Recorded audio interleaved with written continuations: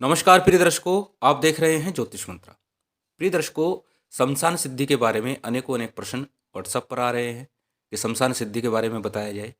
शमशान सिद्धि की अनेकों अनेक विधियाँ प्रचलित है, जिसमें वैदिक पद्धति भी है, तांत्रिक पद्धति भी है और अघोर पद्धति भी है।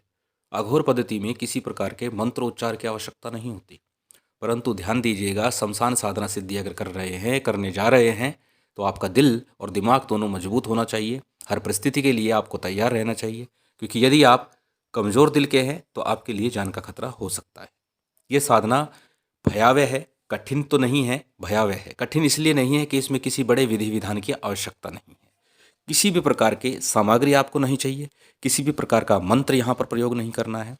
सिर्फ एक निश्चित समय में इस कार्य को किया जाना है। इसलिए यदि आप कमज़ोर दिल के हैं तो इस साधना से बिल्कुल दूर रहिएगा, बिल्कुल भी करने का प्रयास मत कीजिएगा। अब साधना की विधि की बात कर लेते हैं कि साधना की विधि में क्या करना है। करना सबसे पहले यह है कि जिस दिन भी किसी मृतक का दाह संस्कार हो, स्त्री हो या पुरुष कोई भी हो, उसका दाह संस्कार हुआ हो, उसी रात्रि में आपको अर्धरात्रि के समय आपको शमशान में जाना है और वहाँ उस चिता के 7 चक्कर लगाने हैं, यानी 7 परिक्रमा करनी है। 7 परिक्रमा करने के बाद में आपको उसके पैरों की तरफ खड़े होना है, यानी पैरों की तरफ से ही आपको परिक्रमा आरंभ करनी है और पैरों के पास जाके खड़े हो जाना है, उस दिशा में खड़े हो जाना है। और फिर आपको ये प्रार्थना आपको करनी है कि अब आप मेरे बंधन में आ चुके हो और मैं आपको लेकर जा रहा हूँ। और ऐसा आपको लगातार 3 बार बोलना है। और ऐसा बोलने के बाद में आपको जलती हुई चिता की एक लकड़ी जो लगभग बिलांद भर की हो, आपको ले लेनी है और उसे ले जा करके शमशान के दक्षिण दिशा में गाड़ देना, जो किसी को दिखाई ना दे। इस प्रकार से आप उसे गाड़िएगा, किसी की नज़र उस पर ना पड़े।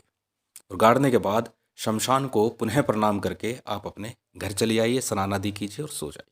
बस इतना भर करना है। अब आगे क्या करना है? करना यह है कि ये क्रिया 3 दिन और चलेगी। करना क्या है कि अगले दिन आपको पुनः शमशान जाना है और जो लकड़ी आपने गाड़ रखी है उसे निकालिएगा। शमशान में ही उसे धो करके, पूछ करके, साफ करके उसका थोड़ा पूजन कीजिएगा, पंचोपचार पूजन, और पुनः उसे दक्षिण दिशा में ही वहीं गाड़ दीजिएगा।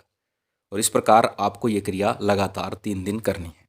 अब चौथे दिन आपको क्या करना है? इस लकड़ी को लेकर के अपने घर चले आइए, परंतु इसको घर में मत लेके जाइएगा।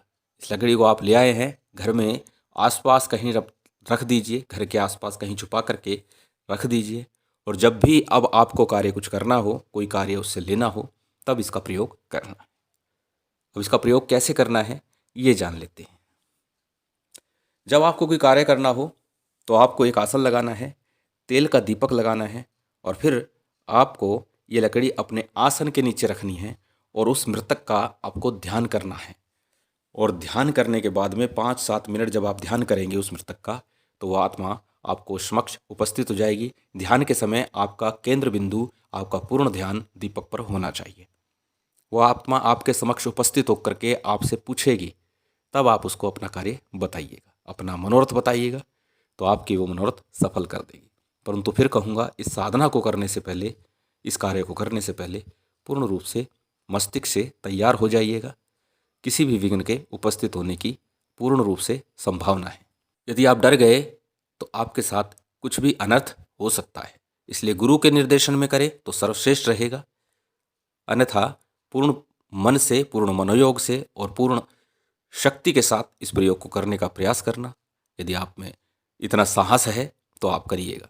यदि जानकारी अच्छी लगी हो तो कृपया लाइक कीजिएगा, शेयर कीजिएगा और यदि चैनल पर नए हैं तो सब्सक्राइब कर बेल आइकन बटन दबा दीजिएगा। जय माता दी, जय श्री राम।